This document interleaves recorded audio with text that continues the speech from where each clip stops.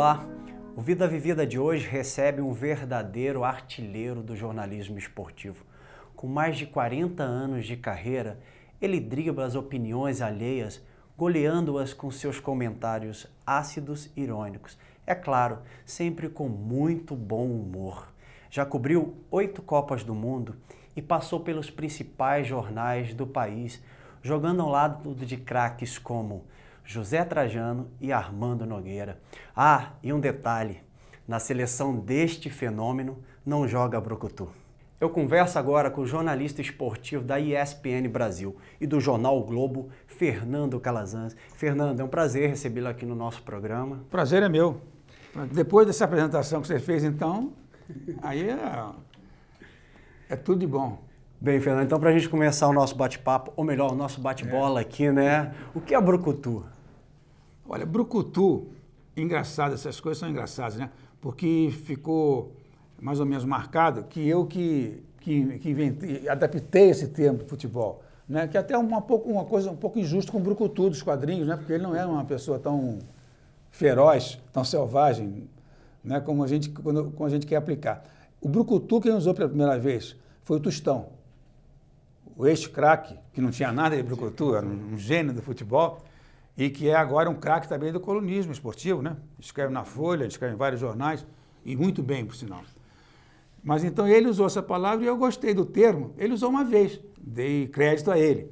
Mas depois, nas outras vezes, não dei mais, e continuei usando, e parece que fui eu que que adaptei esse termo para o futebol. Não foi não, foi o Tostão. Mas o brucutu é o anti-jogador de futebol. Esse que é o brucutu, é aquele que só entra em campo para não deixar jogar, né, para dar pancada, para parar a jogada com falta, para fazer falta nos outros, para não deixar jogar. É o anti-futebol. Bem, Calazans, onde você nasceu? Você é daqui do Rio? Sou aqui do Rio, nasci em Vila Isabel, fui tijucano de criação, vamos dizer assim, né?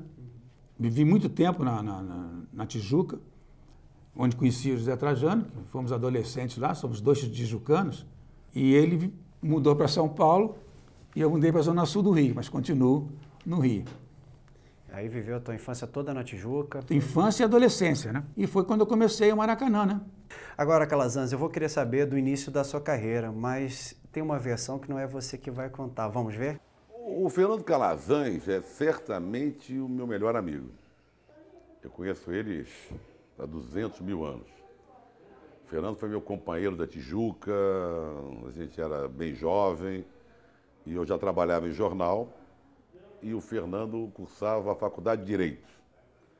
E o Fernando ia ao Jornal do Brasil, onde eu trabalhava, para me pegar para a gente sair de noite. Ele tinha um fusquinha, eu nunca dirigi, ele já dirigia, tinha um carro. De tanto me pegar para a gente sair, ele acabou ficando amigo das pessoas da redação de esportes do Jornal do Brasil. E tinha um time de futebol também do jornal, ele também fazia, tem uma vaga aí, joga o Fernando e tal. De tanto ele ir jogar, participar, naquela época eu não precisava de faculdade, pessoal, escuta, tem uma vaga aí, você não quer trazer aquele teu amigo aí para trabalhar no jornal? Falei com o Fernando, ele largou a faculdade de Direito e entrou no Jornal do Brasil assim que o Fernando virou jornalista. Então somos grandes amigos, já fizemos grandes coberturas juntos, a Copa do Mundo de 70 a gente cobriu juntos no Correio da Manhã. E hoje trabalhamos juntos na ESPN. Ele trabalhou uma época, saiu, voltou, também já está há anos trabalhando nos canais ESPN.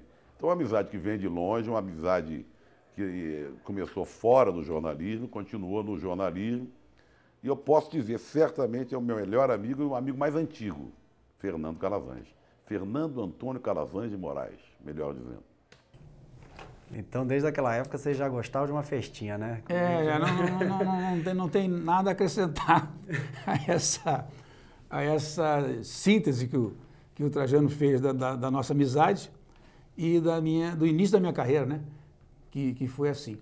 Na verdade, eu entrei também para a PUC, jornalismo. E aí, no segundo ano, aí já não conciliava mais a faculdade com já era jornalista mesmo do JB, do meu trabalho como repórter, né, que não tem hora, com a faculdade. Seu pai apoiou nesse momento? Você largou direito, você é jornalista? Não, meus pais sempre apoiaram tudo que eu fiz, né? Tive essa sorte também, eu tive muita sorte. Não só com a minha família, meus pais, né, que me apoiaram muito, não discutiram muito as minhas resoluções, deixaram sempre confiaram muito em mim, eu acho que foi isso. E no jornal, esse que o Trajano falou quando ele me levou para o Jornal do Brasil, eu tive a sorte de encontrar lá no Jornal do Brasil uma verdadeira faculdade de jornalismo, né? Um curso de jornalismo, um curso prático. Isso foi quando? De jornalismo. Foi em 68, a partir de 68. E encontrei lá João Máximo, né? Encontrei Odemar Toguion, que era o chefe da seção, Luiz Roberto Porto, José Inácio Werneck, que depois um colunista brilhante também. O colunista na época era o Armando Nogueira, mais brilhante do que qualquer um pode supor. Marcos de Castro estava lá, muita gente boa, João Ariosa, que faleceu há pouco tempo, né? Vitor Garcia, o próprio Trajano como repórter, né? Milton Costa Carvalho. Então, essa equipe era muito boa e, graças a Deus, tive a sorte de eles simpatizarem muito comigo e me ensinarem tudo, passarem tudo para mim, né? João Máximo, que é um baita redator, um escritor hoje em dia também, né? Ele que revia as minhas matérias, meus textos, né? Ele falava, não usa essa palavra aqui não bota essa frase aqui, essa vírgula, esse ponto, faz assim, escreve melhor isso aqui, reduz aqui. Então, eu tive esse curso prático de jornalismo lá do Brasil. Então, a sorte que eu dei, né, que eu digo sempre, em todos os lugares que eu vou, que eu converso, que eu falo, é de ter encontrado uma equipe tão boa como era aquela do Jornal do Brasil nos anos 60 e nos 70 também, embora tenha saído de lá um pouquinho depois. Fui para o Correio da Manhã, o João Máximo me levou, virou editor de lá, levou muita gente de lá, levou o Trajano, que foi subeditor dele no Correio da Manhã, levou o Luiz Roberto Porto, levou o Márcio Guedes, né? E foi em 70, então, já pelo Correio da Manhã, o extinto Correio da Manhã, que nós fizemos a primeira Copa do Mundo que eu fiz em 70, com o Trajano, como ele falou, cobertura que nós fizemos juntos, foi em 70 no México. E você Tricampeonato do Brasil. Tricampeonato. Mundial do Brasil. Como é que foi essa primeira Copa, cobrir essa primeira Copa? Era muito foca. Foca é o jornalista iniciante, não sei se vocês sabem disso, né? Que chega na redação sem saber nada, né? Inexperiente, fazer um estágio. E em matéria de Copa do Mundo eu era foca, né? Foi a primeira que eu fiz e eu tinha só 2 anos no máximo de profissão, né? Então foi meio complicado. Não era esse de hoje, não, que você escreve a tua matéria e toca o botão, ela vem para ela para aqui, não, no computador, não. Era telex. Era um negócio complicado para burro. Então sofri um pouco lá na primeira Copa. Então, Calazans, vamos continuar esse assunto no próximo bloco? Vamos? Tá legal. Tá? Porque o Vida Vivida vai para um rápido intervalo e, na sequência, mais curiosidades do nosso entrevistado. Não saia daí.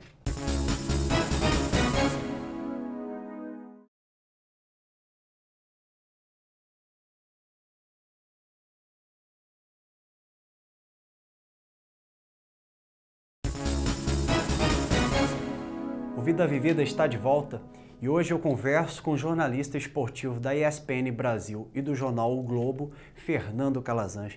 Fernando, no bloco passado nós estávamos falando sobre a sua cobertura da Copa de 70, né? Você como foca. Como foca eu tenho uma história engraçada. Eu era mais foca ainda. Foca em 70 eu já tinha 2 anos de profissão. Eu era foca em Copa do Mundo. Sim. Mas quando eu cheguei ao Jornal do Brasil, eu era foca mesmo. Foca. De jornalismo, né? Então era engraçado porque eu já me dava com o pessoal dali, mas o Armando Nogueira, o grande cronista, né, não ia todo dia ao jornal, ele escrevia de casa e mandava a coluna. E uma vez por mês ele ia ao jornal, recebia o contra-cheque dele, pegava o contra-cheque dele, e aí ele ficava conversando um pouquinho com o Demar. E quando eu estava na sala, eu ficava um pouco escondido, para ele não me ver e não falar comigo, eu tinha vergonha, tá entendendo?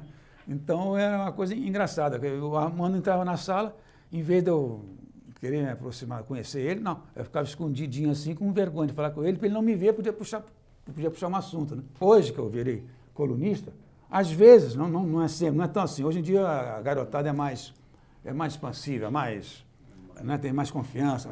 Mas tem um ou outro que quando eu chego também na redação do Globo uma vez por semana, também tem essa mesma atitude, né? Fica assim um pouquinho receoso de falar comigo, achando que eu não vou, sei lá, que eu não sou diferente, que eu sou uma pessoa, eu não sei como diria, extraordinária, anormal, sei lá. Bem, Calazans, então na abertura do programa eu disse que você cobriu 8 Copas do Mundo, né, de futebol. O que é mais difícil, então, numa cobertura jornalística? Como é que você fazia para controlar ou não controlava a emoção num jogo do Brasil? Olha, em matéria de emoção, eu sou bem controlado, pelo menos externamente, né? Eu interiormente, posso estar tocado por aquilo, mexido por aquilo, mas não sou muito de expressar, nunca fui. Nunca fui.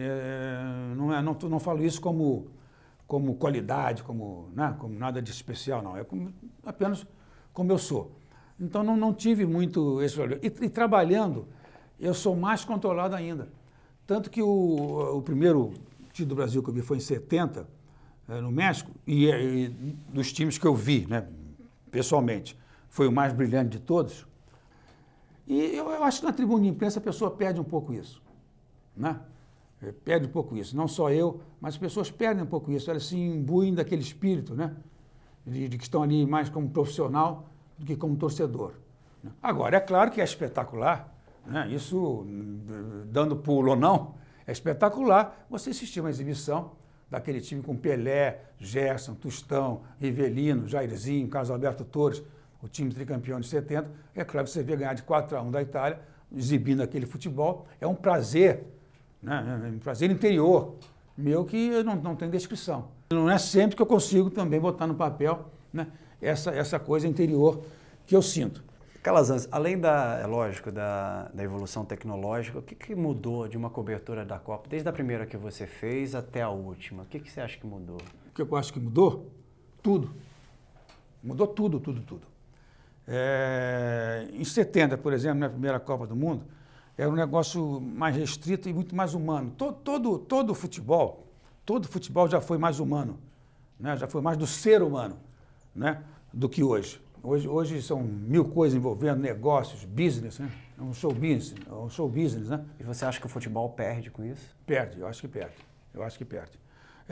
Então, naquela época, por exemplo, eu cheguei na Cidade do México, um centro de imprensa, que era para, vamos dizer, 200 jornalistas, ou 100, 150, né? Você ficava amigo até das recepcionistas, ou dos recepcionistas, né? Eles conheciam você conhecia eles. Quando acabava o trabalho, saía com eles para tomar um negocinho na rua, fazer um lanche ou jantar. E você chegava no centro de imprensa, era uma sala, mas 2 ou 3 vezes isso aqui, né? Então você era conhecido, né? Hoje em dia você entra no centro de imprensa, que é do tamanho do Maracanã, do campo do Maracanã, no centro de imprensa, ninguém te conhece. Você não conhece também ninguém, não faz amizade com ninguém, a não ser dos jornalistas que já te conhecem, mas digo com o pessoal que trabalha no centro de imprensa, né? Com os recepcionistas e funcionários. Você não conhece ninguém, você tem hora para entrevistar o jogador, né? O Trajano, testemunha disso, Trajano, ficou com o Brasil em Guadalajara, em 70. Né? Então, no hotel dos jogadores brasileiros, tinha uma piscina em que os jornalistas e os jogadores se encontravam nessa piscina, nas horas de folga dos jogadores, naturalmente. Né? E os jornalistas trocavam ideias, conversavam, sentavam na mesa da piscina, né?